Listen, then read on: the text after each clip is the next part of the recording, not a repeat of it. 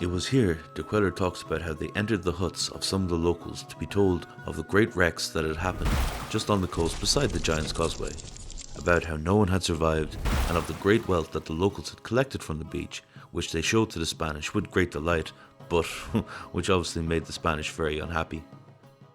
Besides the loss of life and the plundering, this also demonstrated to them just how lost and far from home they really were.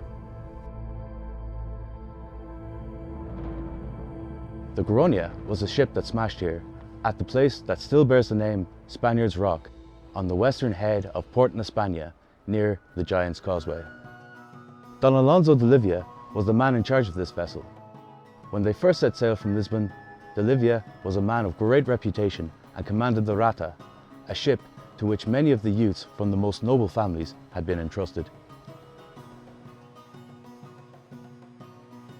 The Rata ran ashore at Blacksod Bay, County Mayo, where the crew set it ablaze while a petty local chief called Richard Burke, nicknamed the Devil's Son, with his men plundered what they could, robbing and mistreating those that washed ashore.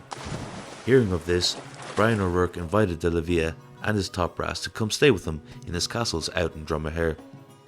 He didn't stay there long though, and was soon embarking himself and his men on another galleon, the San Martin, and fell in with other ships that were just offshore. As they were making their way north, a fresh wind picked up and forced these ships into the harbour of Killybegs, just next to Donegal town. Here, again, they were forced to grab what valuables they could and make it ashore as their ships became wrecks. This meant that they were onshore relying on provisions from Tyrconnell before getting on the next ship, the St. Anna. This vessel ran into rocks in the Glenaveg Bay a few miles west of Inishowen Head shortly after, thus leaving only the poorly patched Goronia available. They set sail for Scotland, but only 2 days into the journey, as they were passing the Giant's Causeway, they were smashed to bits, leaving only about 4 to make it ashore. De Leyva was not among them.